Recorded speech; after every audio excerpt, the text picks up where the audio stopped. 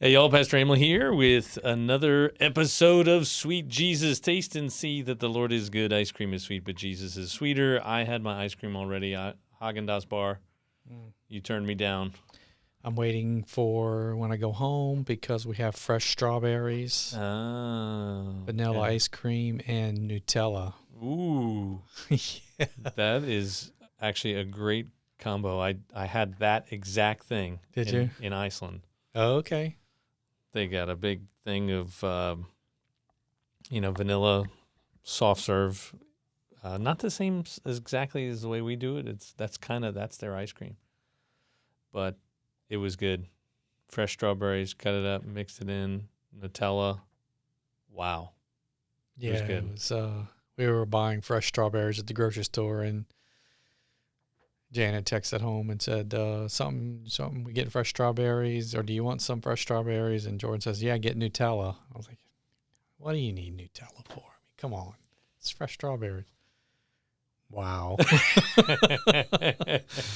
I've had it, I think, the last 3 nights. I was like, I get home, I'm like, I got to get the Nutella. My problem is it gets hard. It gets hard. So it's hard to, I don't know if you can microwave it a little bit, maybe. It gets firm, but not like hard. Right. Like you can still sort of mix it in. You heat it up maybe and melt it in, and it sort of melts the ice cream, and you get kind of this mix. Maybe the ice cream in Iceland is better for that Maybe kind of thing. It's possible. It is a unique ice cream there, but very good. There's also a place on Ferret by Tulane in New Orleans. They have like healthy smoothie things and other healthy things, but they have these fancy toast things where you can get a smoothie and then a toast, where they do all kinds of fancy things, and one of them is Nutella toast. Oh, wow. And they put Nutella on the toast and then strawberries and bananas too. Oh, yeah. We have bananas at the house, but I haven't put those on, so. It was good. It was good. And, before we went to the Walmart to buy the other stuff, we were at Sam's, and we said, well, we could get Nutella there. But, of course, you always got to buy in either, like, 5-gallon containers or whatever. I think the Nutella was in, like, a 2-pack. I was like, oh, we don't need that much Nutella. Well, maybe we do, because the little jar we bought at Walmart's almost gone. Oh, you definitely need the full thing. Once you go down the Nutella rabbit hole. We got it a few years ago, and we kind of went through it. Yeah, but we kind of got off the kick for a while. But well, hopefully you don't think this is a podcast about food, but hopefully now you've had a chance to grab your brownie, your cookie, maybe even paused it and ran to the store, got some Nutella, some fresh strawberries, and you're going to mix it in with some vanilla ice cream. And that's what we were doing the week before. Was we had bought some of those. They must have had a fundraiser at the school, and they was selling the frozen cookie dough. So we'd do like 3 or 4 of those, and as soon as they come out the oven, then the ice cream on top. Man, I think I've gained about 5-6 pounds already in the last few weeks. All right, Jesus, you're making me hungry now. I really, really want this. All right, so last time we started talking about these parables. That was a 4-minute commercial for Nutella. We better get some sponsorship dollars. We started talking about parables. We talked about Isaiah 6. We looked at Matthew 13. And then we were going back and forth a little bit. Hey, what do we do? What's another parable? And you said, what about new wineskins parable? And at first I said, I don't think that's a parable. And it actually appears in 3 places. And if you look in Matthew 9:14 through 17, it doesn't say anything about a parable, but he does talk about this idea of new wine and new wineskins and old wineskins, and how you can't, he basically gives a similar message. But then it's also in Mark 2, and I don't think it says anything about a parable there either. So I was very confused. Yeah, okay. And for a few minutes, I was just looking up like, okay, where is this? Because even in the notes, usually in some of the notes in my Bible, it'll tell me, oh, this is found elsewhere in these passages. For whatever reason, it doesn't put these three together that way, the way it normally would. Like if it's the call of Levi or something, it would put it in the, hey, here are the parallel passages. Or, the guy who gets let down through the roof. It says, oh, see also Matthew and whatever, right? Didn't do that. Then Luke 33, so Matthew 9, 14 through 17, Mark 2, 18 through 22, and then Luke 5, 33 through 38 or 39. It says, and they said to him, the disciples of John fast often and offer prayers, and so do the disciples of the Pharisees, but yours eat and drink. And Jesus said to them, can you make wedding guests fast while the bridegroom is with them? The days will come when the bridegroom is taken away from them, and then they will fast in those days. He also told them a parable. No one tears a piece from a new garment and puts it on an old garment. If he does, he will tear the new, and the piece from the new will not match the old. And no one puts new wine into old wineskins. If he does, the new wine will burst the skins, and it will be spilled, and the skins will be destroyed. But new wine must be put into fresh wineskins. And no one, after drinking old wine, desires new, for he says the old is good. Did you read the Luke 5 one, or did you read the Mark 2, or the Matthew? I think it was the Luke 5 one. Okay, so then that's the one where he actually kind of calls it, or at least Luke introduces it as a parable, which makes sense because it's close. He's providing a lesson through some practical means. It's not as bizarre as the one with the seed, where like no one would do this. What he's saying is like, actually, yeah, this is what you would do, and just the basic understanding, just to give people an idea of why he would even say something like this, is like if you take a new piece of cloth and you use it to patch something that's old, and then you wash it, and the new cloth has to kind of shrink. Everything, when you wash it enough, it starts to kind of shrink over time. It's going to rip. It's just not going to hold it together the same way as if you took a cloth that had already been used. Like, so if you're going to patch up an old pair of jeans, you use an old pair of jeans, cut off a piece of that, and use that to patch the old pair of jeans. Well, in a similar way with wine ferments. And when it ferments, it gives off gas. There are these gases that are produced when all these different parts of the grape, the sugar that's in there and whatnot, it gives off, I probably should have looked into the specific scientific chemical reaction there, but it gives off oxygen, CO2, right, something, I don't know. Yeah. And it would expand the skin that they pour the wine into. Now, if you put it into an old wineskin, the old wineskin has already been stretched from previous wine that was new and allowed to ferment, or previous stuff that was put in there to ferment. If you put it in again, now it's shrunk back down, and then when you do it again, it's going to expand again. It will likely burst and make the wine spill out. You lose everything. It's just pointless. It's sort of like a paper clip. If you bend the paper clip, now it's not as strong. Or metal of any kind. If you bend the metal, it's just not as strong anymore.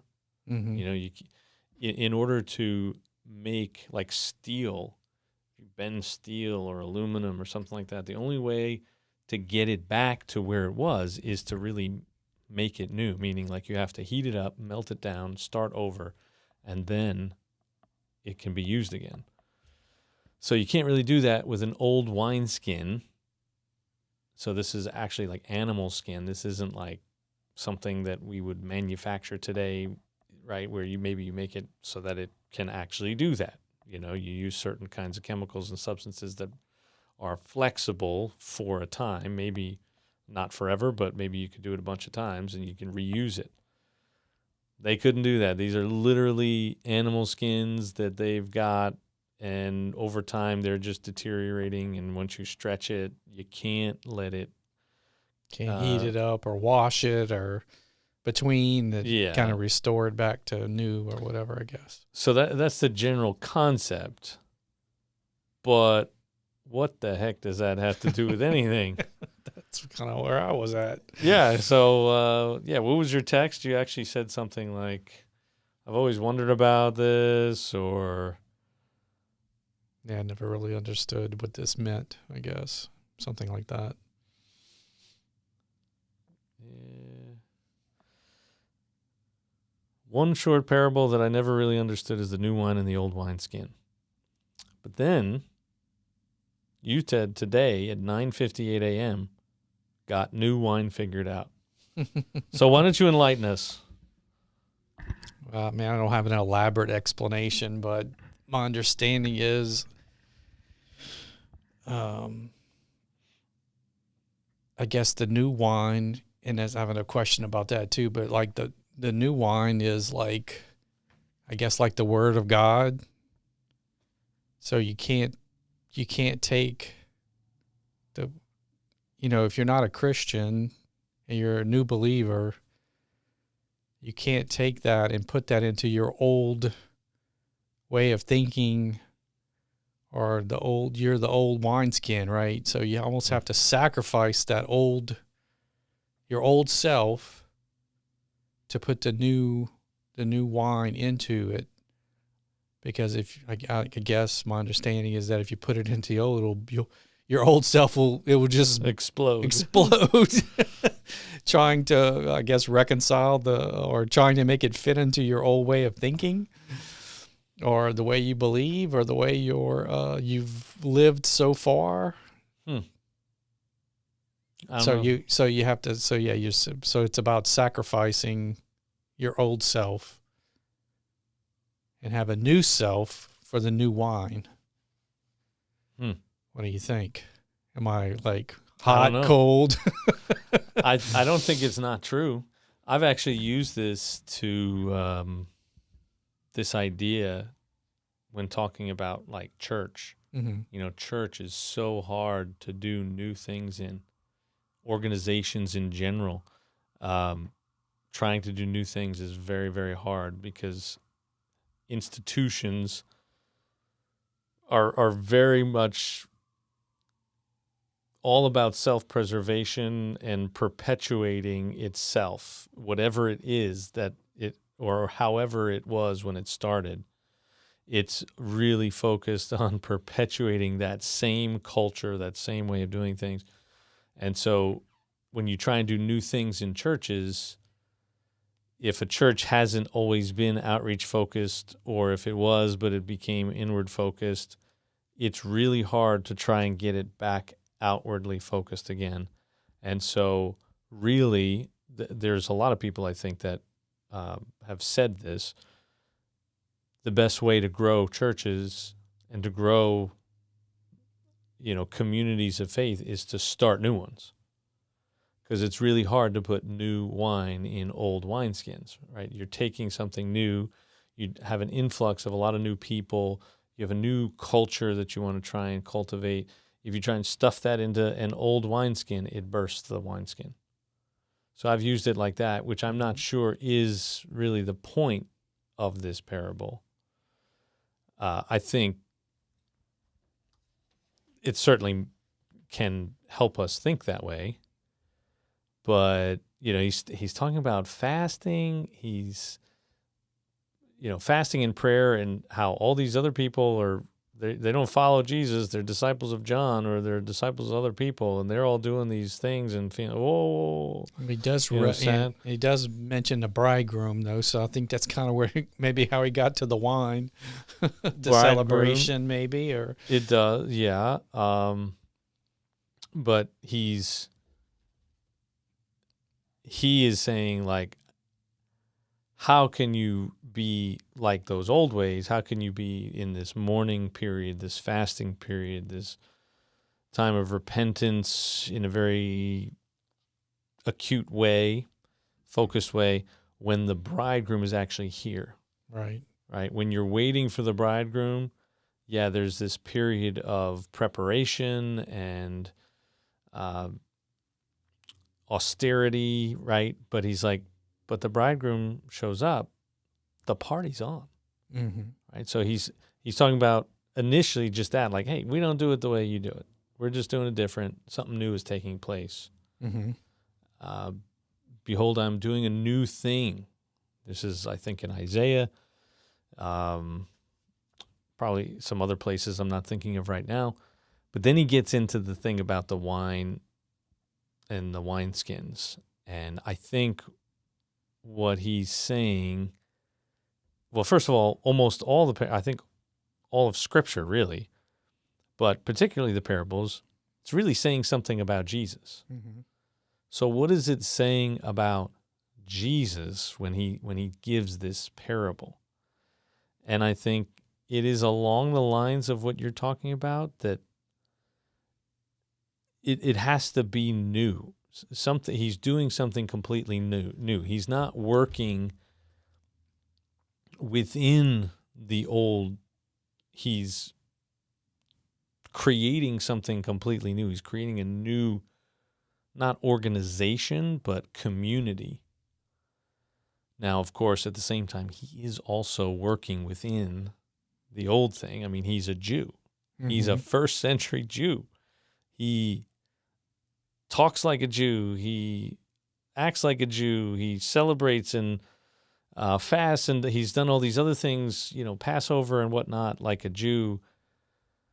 But then at the same time, he's not doing everything they're doing. He's not worrying about cleansing rituals and all that kind of stuff. And I think that's starting to throw people for a loop. And he's just saying, hey, I'm creating something new. I got new disciples, and we're doing things in new ways because I'm new. You've never seen anybody like me before.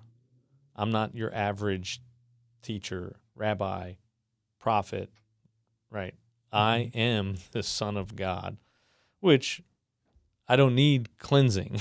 I don't need some of these things. But anyway, I don't know if that makes... So it's kind of sort of prophetic, or just... like a little glimpse into what's happening, or what's happening and what more is going to happen. Maybe that, like you said, the old ways, his new way of doing things is not going to fit into the old ways of what they were doing. So expect this new wine going into some new organization or this new method or way of doing going forward. So this is like almost, about the church, or maybe, or individually. Like I was thinking more of it individually. So, but I guess it could be the church as well. There's a note here in my Bible, Lutheran Study Bible, which is kind of helpful a lot of times. Has a note here for this section. It just says, Jesus fulfills God's promise to make all things new. He makes fishermen and a tax collector into disciples. He makes a leper and a paralytic whole, and he forgives sins. Unfortunately, some resist such changes, not only in Jesus' day, but also in our lives. That is why he calls us to embrace the gospel wholly. Jesus' astounding promise is this: whatever we leave behind for the sake of the kingdom of God, so that's kind of along your lines, will be replaced with much more in this age and with eternal life in the age to come. So maybe there is something like you got to leave behind this old way of thinking. The parables do really just burst your brain about, like, with the one we did last week, right? Who sows seed like that? Mm-hmm. Nobody. And I think really the church would do well to really examine that in a way that it probably hasn't before. They always look at the soil and they talk about, oh, well, you got to be good soil. Be good soil for the word. Yeah, well, that's not really what it's about. It's about this guy who looks like an idiot because he's just throwing stuff out there. And here we've got churches and, committees and all kinds of denominational hierarchy stuff that they do all kinds of studies and they do all kinds of, right? Like, where's the right place for all? I'm not saying you shouldn't do that. It does seem wise to do that. But at the same time, the sower just sowed seed and he threw it everywhere, right? Blowing our mind about this new way of doing. This is almost like it's explaining the fact that, hey, everything's new. Like it's all this new weird stuff. And if you try to do it within the old ways, the whole thing will just burst and you'll lose everything. And really, that is kind of how it works in real life, I think. Paul eventually stops going to the Jews because they spend so much time trying to kill him. He just finally is like, you know what? I'm going to go to the Gentiles. And it was putting his new wine into old wineskin. So exactly. I think that, but that doesn't mean nobody went to the Jews. It's just. Well, read the end though. Then that very last part kind of threw me for another. No one after drinking old wine desires new, for he says the old is good. Yeah. So that just means, I guess, the people are settled in their ways and they're used to the old wine and they don't want the new wine. Yeah. Well, and it's kind of a paradoxical statement in the sense that old wine is actually better, right? I mean, you want it aged, you want it just right. If you have it too soon, it's just not really all that good. It's so confusing.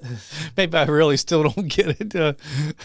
Well, but remember what we talked about last time. I mean, the point I think is you're not supposed to just get it. It's not straightforward, smack you in the face. This is exactly what it means, because you're supposed to chew on it. Mm-hmm. Mm-hmm. You're supposed to meditate on it. You're supposed to reflect on it and discuss it and approach God with it and go, what does this mean, God? It's meant to draw out the people who are going to be drawn out, and the people that couldn't care less just, I don't need to understand that. That's too complicated. I'm just going to keep drinking my old wine. It's just fine. Mm-hmm. I'm going to just keep living my life the way I've always lived it. I'm just going to keep sticking with my old ways of thinking, my old beliefs. I don't need anything new. Mm-hmm. And so in a sense, with what you were saying earlier, it's not that I've just not heard it said quite like that. But that's why we have the conversation. I think there's a lot to that. You can't just take Jesus and put him into something that is not Jesus. He will blow up the whole thing. He just does, Mm. But here's the thing about wine, right? Well, here's the thing about Jesus and the parables. It's always flipping things on their head, right? Mm-hmm. Oh, a sower goes out to seed. He just throws it all over the place. Who does that? Nobody. Oh, no one after drinking old wine desires new, for he says the old is good. Of course, people will go, well, yeah, older wine is better wine. Until they've tasted the new wine, this new wine. Because when Jesus made 180 gallons of wine to save a party, that was the best wine. Right. And just like in that story, who does this? Who saves the best wine for last after everybody's already wasted? Mm-hmm. You don't save the good wine then. You do the good wine in the beginning, and then when they're trashed and they can't tell the difference, you give them the crap. They won't be able to tell. Mm-hmm. So again, Jesus flips it, right? And here we go. Jesus flips it again. You think the older wine is better, but it's not. This is way better. So then the other thought I had about was, is there a reason he used wine there? Because haven't you said that wine is kind of a symbol for joy? Mm-hmm. Well, joy is definitely a part of this because he's talking about this idea of the disciples of John and others who are fasting and praying and doing all these spiritual disciplines, living very austere kind of lives. And here these guys are just having a good time hanging out with tax collectors and sinners. And I'm sure, like when the tax collector Matthew or Levi, when Jesus calls him, there's a feast afterward. If you look in actually Matthew 9, which is where this comes up originally. When I talked about it earlier, we were talking about how it shows up in Matthew 9 also. The verses right before that are, as Jesus passed on from there, he saw a man called Matthew sitting at the tax booth. This is Matthew 9, verse 9. And he said to him, "Follow me." And he rose and followed him. And as Jesus reclined at table in the house, whose house? Matthew's house. Behold, many tax collectors and sinners came and were reclining with Jesus, and his disciples. And when the Pharisees saw this, they said to his disciples, "Why does your teacher eat with tax collectors and sinners?" But when he heard it, he said, "Those who are well have no need of a physician, but those who are sick. Go and learn what this means. I desire mercy and not sacrifice. For I came not to call the righteous, but sinners." Then the disciples of John came to him, saying, "Why do we and the Pharisees fast, but your disciples do not fast?" Like, this must have been one heck of a party. And maybe it was during a time I didn't dig that deep to try and figure that out. Yeah, I didn't go back to the other one. But maybe there was some kind of special time for fasting going on, and they're like, whoa, whoa, whoa, Jesus, you're hanging out with tax collectors and sinners, and they know how to throw a party, right? The religious people are always uptight. I mean, we are. Well, except Lutherans. Lutheran pastors are an interesting bunch, usually quite shocking to most Christians out there and even non-Christians. There's an expression I've heard, wherever you find 4 Lutherans, you'll find a 5th. A 5th of whiskey, maybe, a 5th of Jack Daniels. Got a cigar Scotch, too. cigars. Yes, exactly. I was actually a couple of weeks ago, last week, cigars with a bunch of Lutheran pastors, not just the pastors, but the leaders. Like, these are the, doing cigars. You're about to burst some wineskins there. Maybe. Or is that the patch that was sewn on? I don't know. I don't know either. But yeah, so why is it that Jesus is allowing people to have a good time? That's sort of where this comes from. And I do think, like you said, wine is a symbol of joy. It comes up in Amos, the prophet. It comes up in Joel, other places. Isaiah brings this out. Like, what we are hoping for, the people of God have hoped for millennia, is a feast with a crap ton of wine. In some of those passages, it says the mountains will drip with wine. It's going to be so good. It's going to be so abundant. The joy, the feasting, the celebrating is just going to be so amazing. And then Jesus shows up, and when he turns water into wine, he is saying, I think, I'm the guy. That period of time that you've been waiting for, it's begun. And here we are again now with this whole thing about new wine, new wineskins, fasting, not fasting. It's about Jesus. Yeah, but the Cana thing with the wine too. From what I understand, he made the wine in the jars that were used purification. So here he is making wine, which is joy. So the joy is going to purify the in the old cisterns. So well, no, I mean, I guess the wine itself is replacing the joy is replacing the purification, or well, Jesus is the wine. That's a good point. I think, yeah. So what was the purification for? Well, you're a sinner. You're a lousy, no good, rotten, poor, miserable sinner. So you better purify yourself before you XYZ, whatever. Right. And then Jesus takes that, puts in the water that would be used to remind everybody about how miserable they are, and he turns it into joy.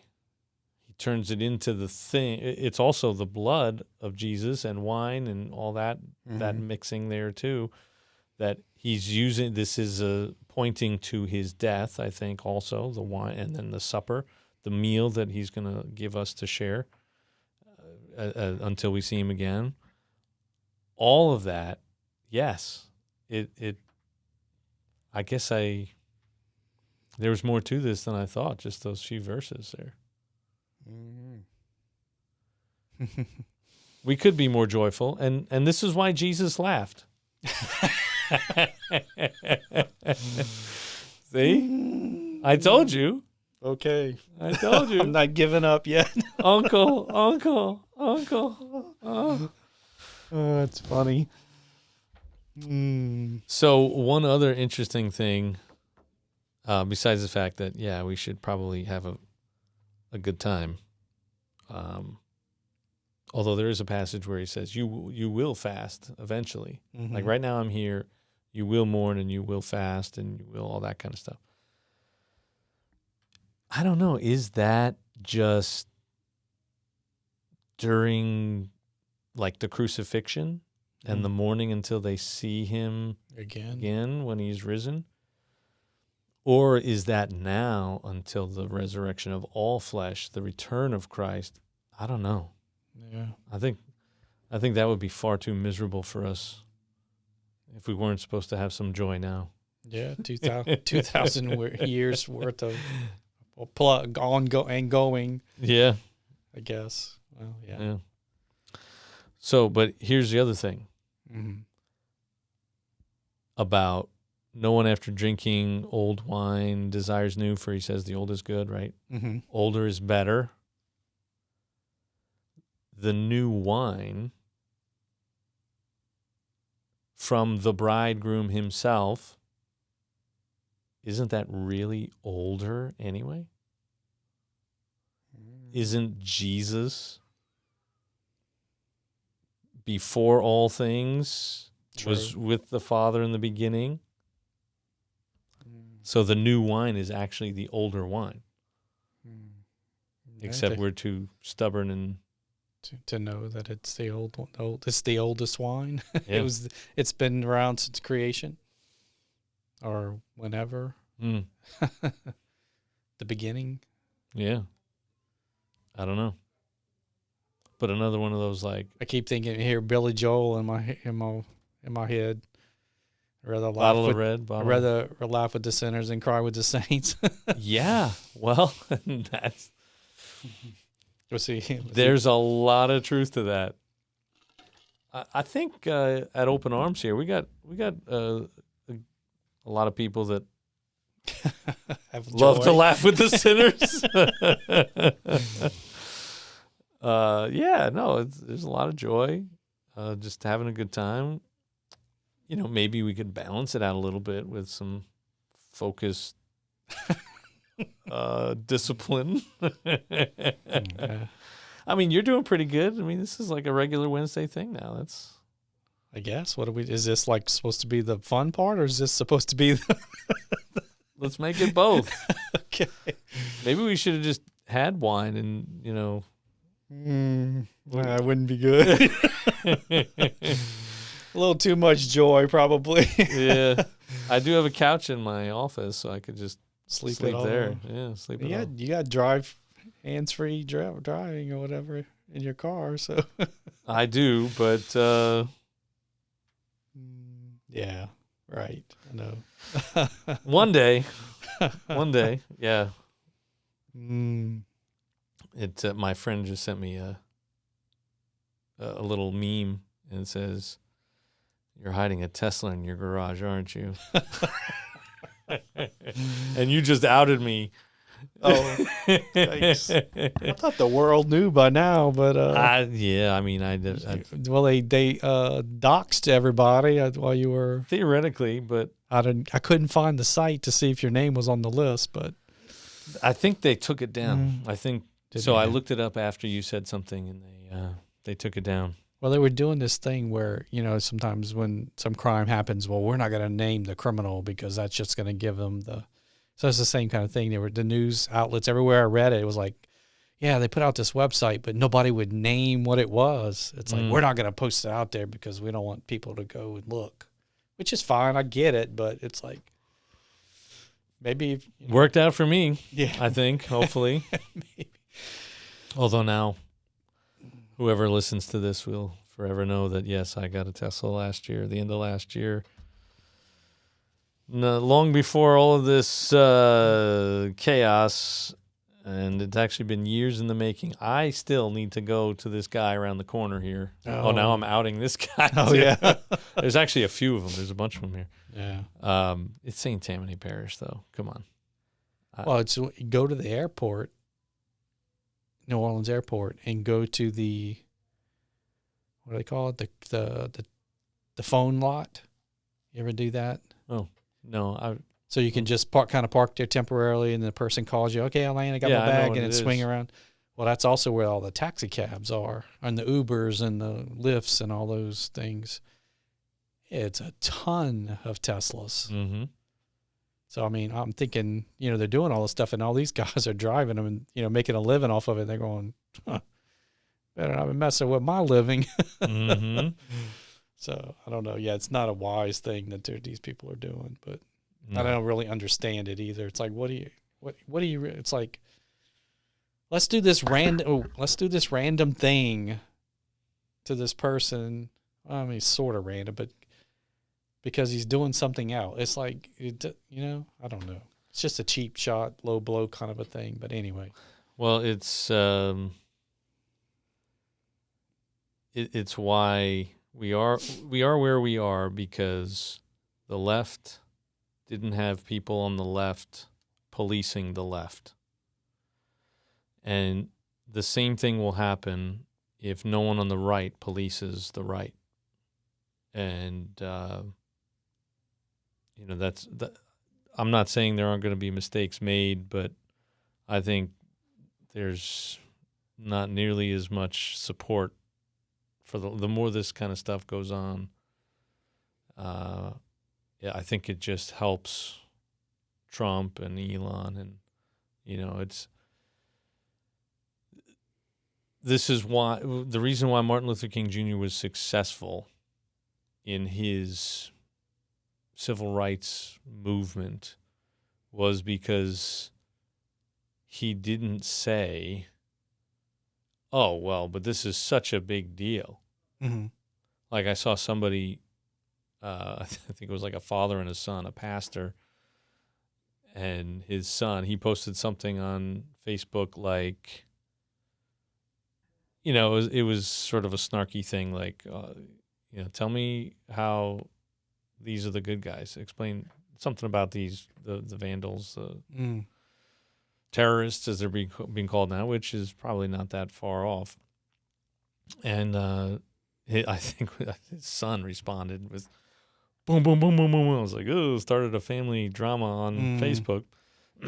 But he said, property and whatever, this, that, and the other thing is not nearly as important as humans. And I'm like, sounds like something the right would say, actually. Right. In a different set of circumstances. But you see that, like, at all costs, we can achieve whatever ends that we want to do. And as soon as people start doing that, then whichever side, it just ends up being bad. Well, California just named a law after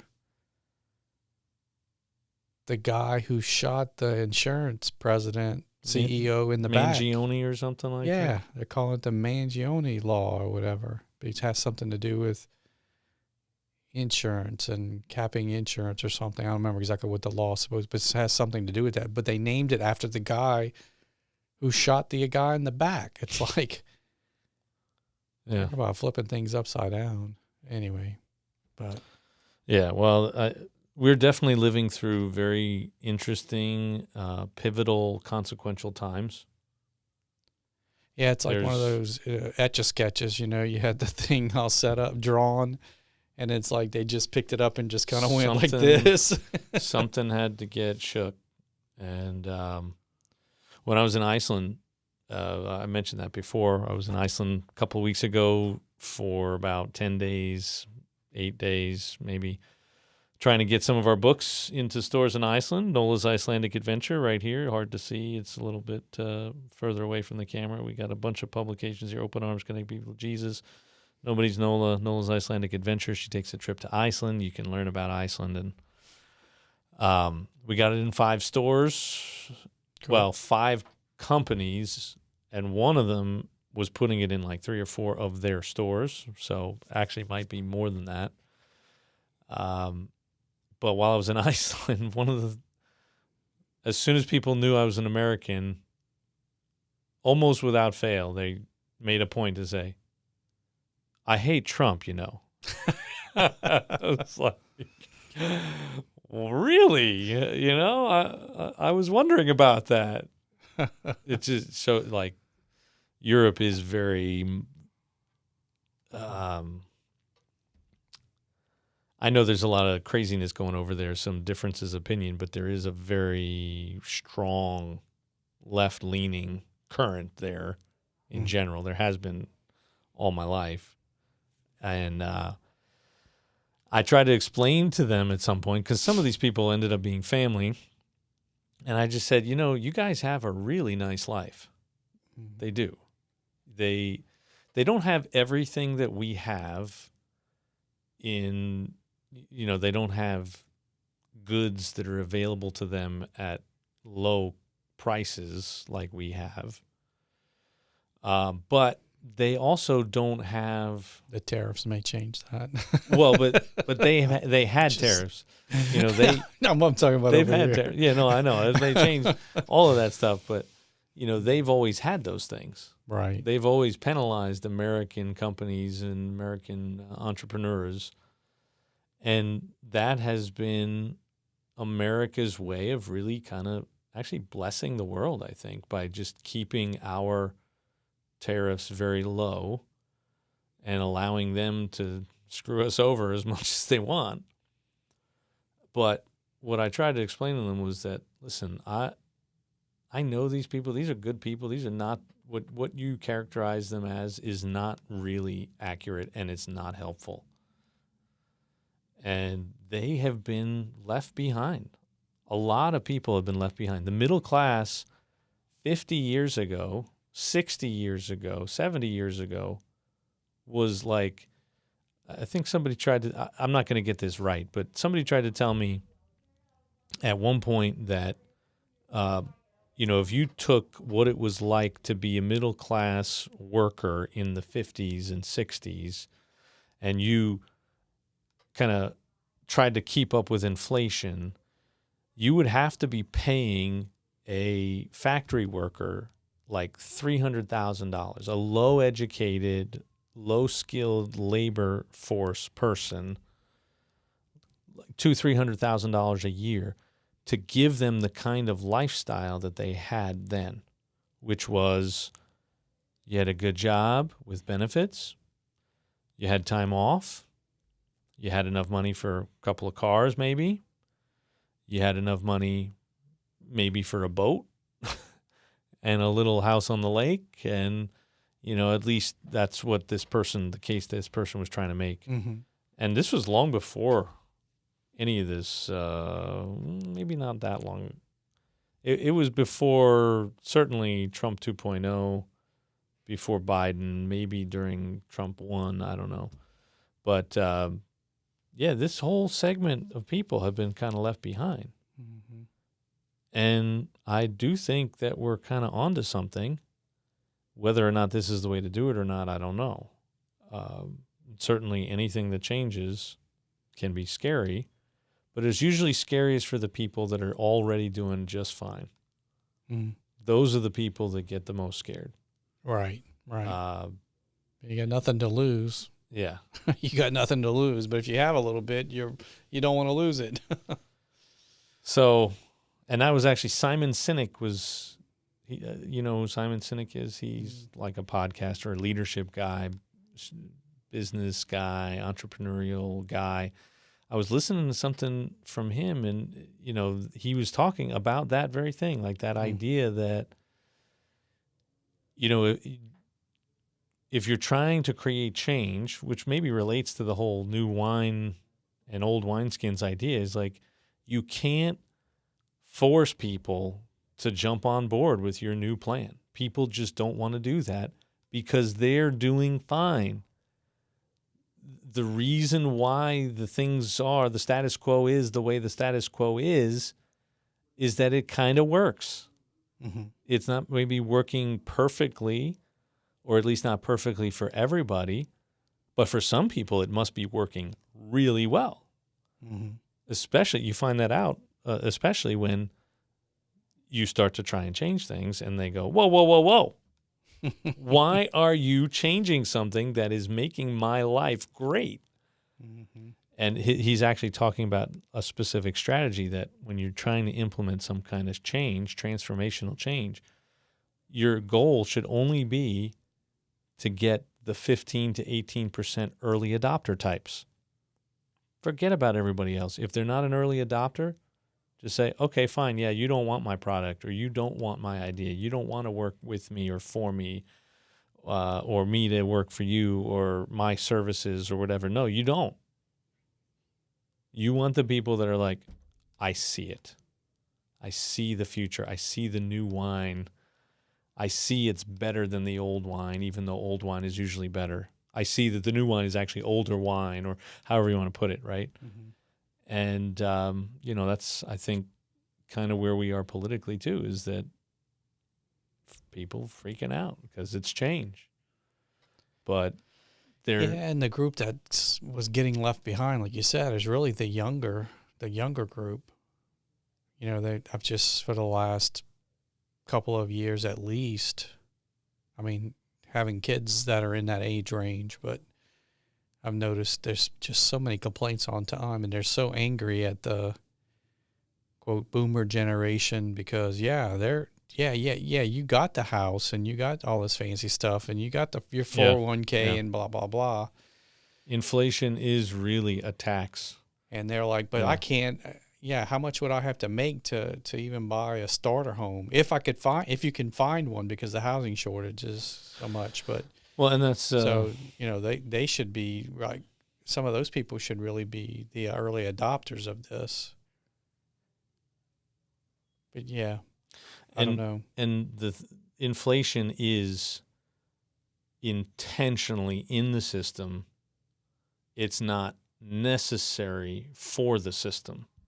So inflation is something that, you know, benefits the government, basically. What gets me is early on when I was starting my career, there was a guy there at work that invested money. I mean, I didn't have nothing to invest, but you know, listening to him read the Wall Street Journal, blah blah blah, and he had money in the stock market. And I said, well, you know, the inflation was going up or something at the time. I said, well, you know, maybe the inflation needs to come down and go lower, and then, you know, if the prices of everything went below what they are now, then people could afford it. And he goes, no, you don't want that to happen, because that's devaluation, and that's a bad thing. But then I heard a guy the other day saying that's not. I don't know. I think that's a bill of goods we've been sold. Yeah, I think that's it's so. And he took it. I'm sure he learned it probably in school. that and that mentality has really driven. You know, you want 2% inflation. Yeah. And then, so anyway, I can't explain I wasn't thinking I was going to say anything about that, but yeah, that was even going to come up. But yeah, there was another guy that was presenting the fact that, and he was mentioning the time, I guess, right after, I guess, the stock market crashed, that time in the U.S.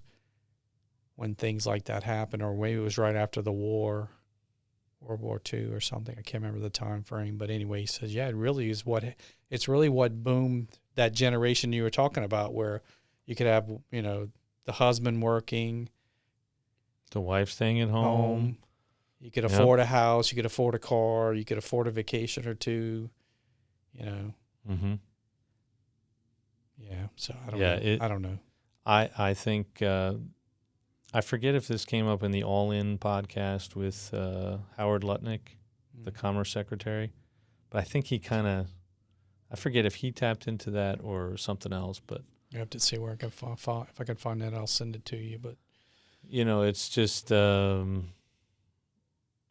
got to pray. We got to trust Jesus, no matter what. We got to call out whichever side we lean towards. Because the right will never change because the left called them out, and the left will never change because the right calls them out, right? Because that's part of the game, right?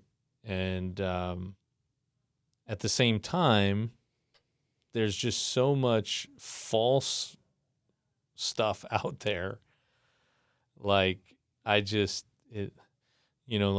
they've been really going after Elon and Tesla, and I don't necessarily agree with everything Elon says or does, but I have been, I've invested small amounts a little bit in the market at various points, and so I had a few shares of Tesla, and so I paid attention to it.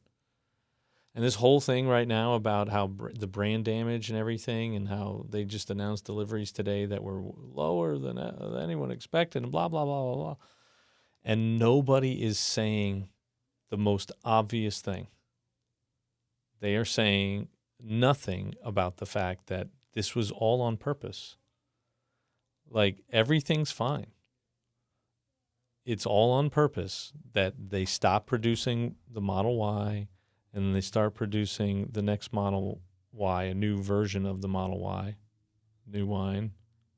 You gotta change the wineskins. You gotta change the whole production line. So they stop for like a month.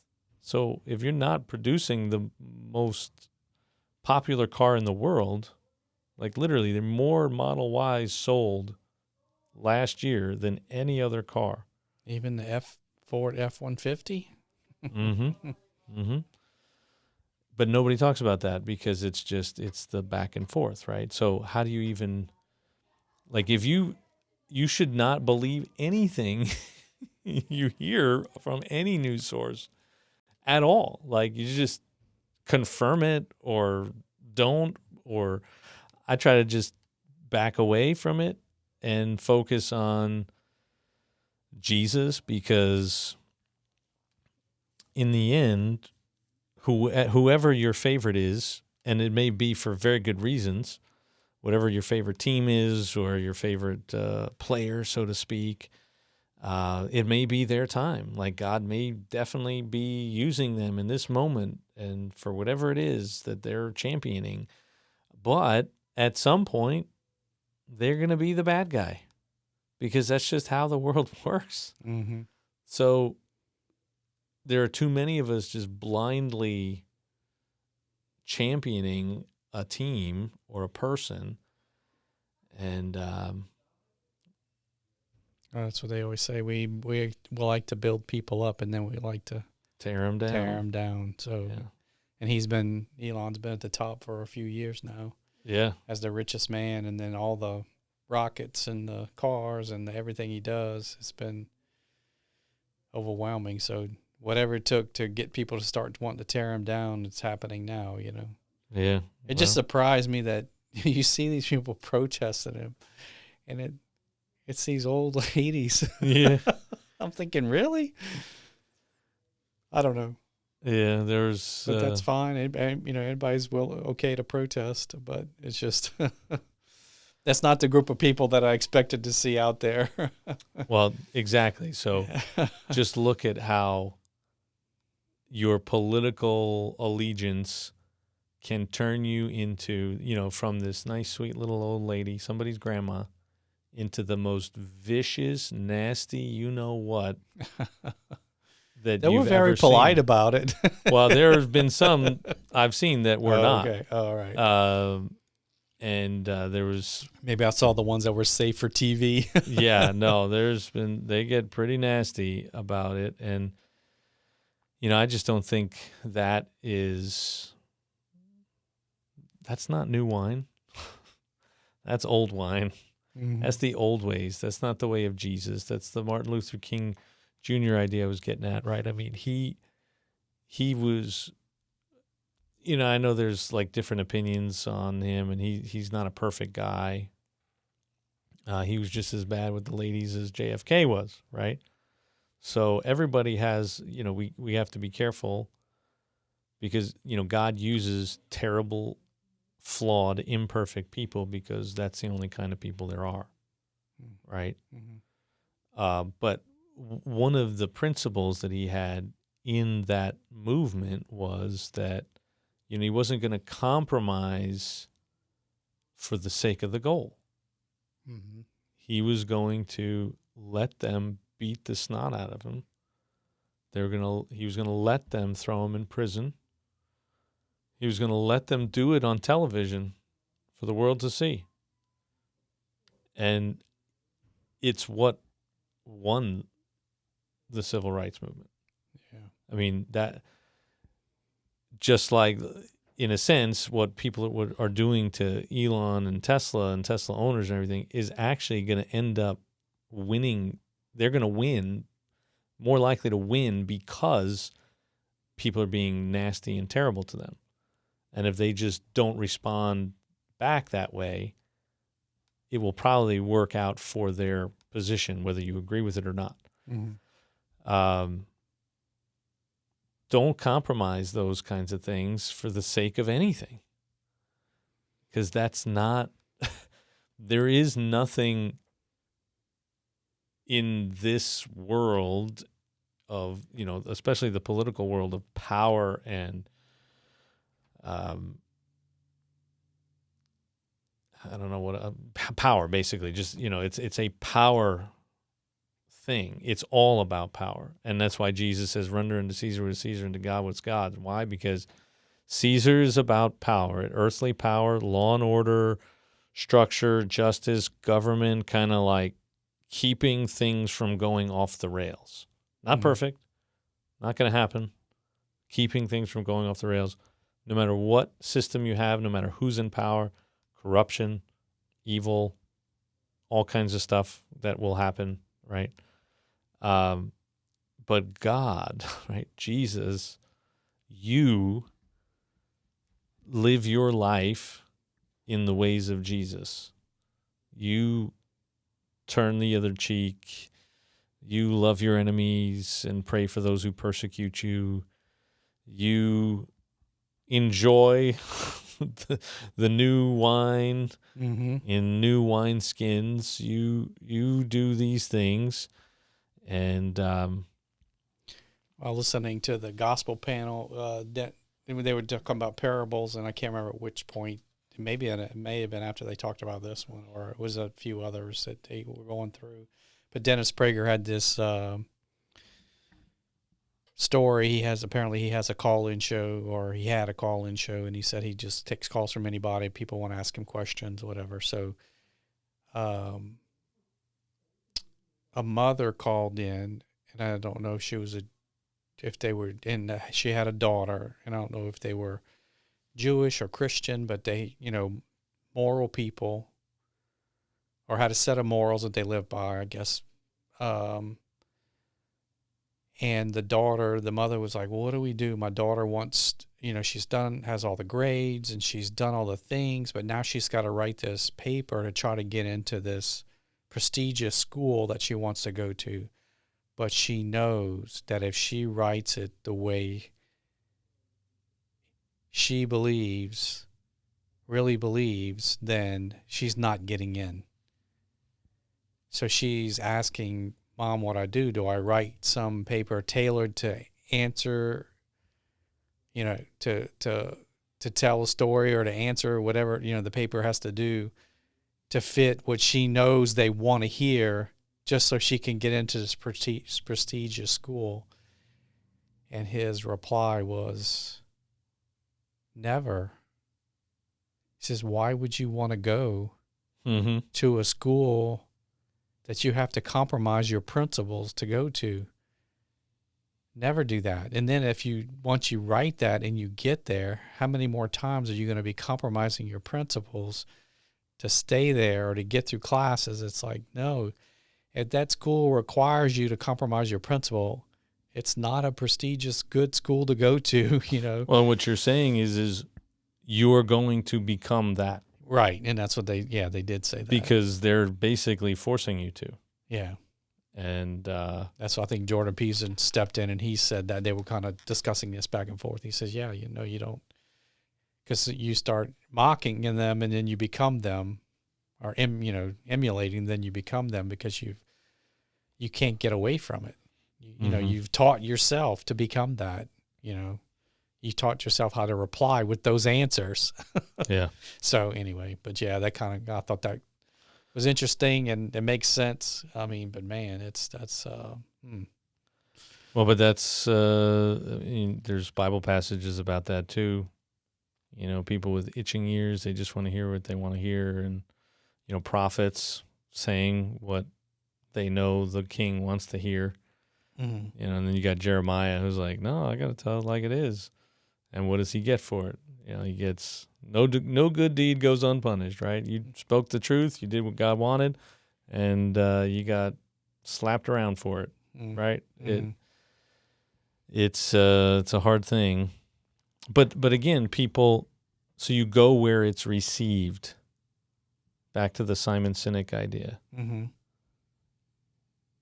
There are people that are just never going to jump on board, or at least not until there's this critical mass, right? So you talked about the bell curve. I forget the name for it exactly, but basically you got early adopters, you got the majority or early majority, late majority, and then the nevers, who basically get forced into it because the world changes around them, and they don't have a choice.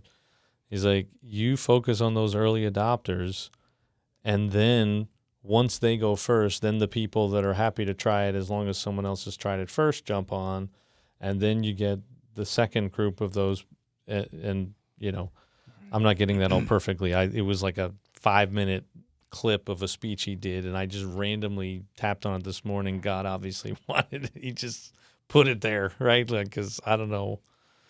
I mean, I've watched one or two of his things, but there's no reason why that should have been there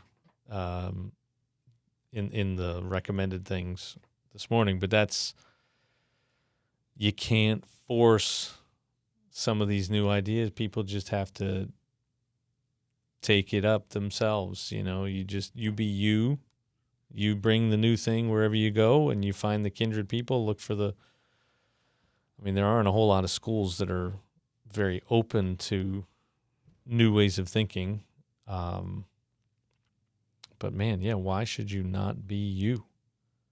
Why should you not be able to be a Christian and have those kinds of, right? Just living in such weird times. Yeah. Weird times. So, anyway, we are not exactly on wineskins anymore. Well, I think I have a better understanding of what the wineskins and the new wine, and so that's good, because that just always seemed kind of bizarre. I'm not a wine person per se, so I know they put wine in barrels and blah blah blah, and it ages and all this kind of stuff, and I knew about some of the chemical processes, but Yeah, I knew there's something else in there that he's trying to tell us. So. All right. Well, I guess we'll leave it there. For those of you still awake, paying attention, great to be with you. Don't forget to like and share and subscribe and all that. And don't forget about these publications over here. Nobody's Nola, Nola's Icelandic Adventure, Open Arms, Connecting People to Jesus. Matthew 9, 14 through 17, Mark 2, 18 through 22, Luke 5, 33 through 39. I mean, maybe not the definitive answer for all things new wine, but hopefully something for you to chew on for a little while. And that is, again, what these are designed for. The parables are meant for you to chew on, and it's really supposed to be telling us something about Jesus, always, forever. The parables, the entire scripture is about Jesus some way, somehow. And what does that mean for us? Well, Jesus was doing things new. He was going to pay for everybody's sins himself, and grace, mercy, and forgiveness was going to reign, not just for Jewish people, but for all people, all nations. And man, that's a good thing. So, all right, y'all, catch you later. Don't forget, ice cream is sweet. Jesus is sweeter. Taste and see that the Lord is good. See ya.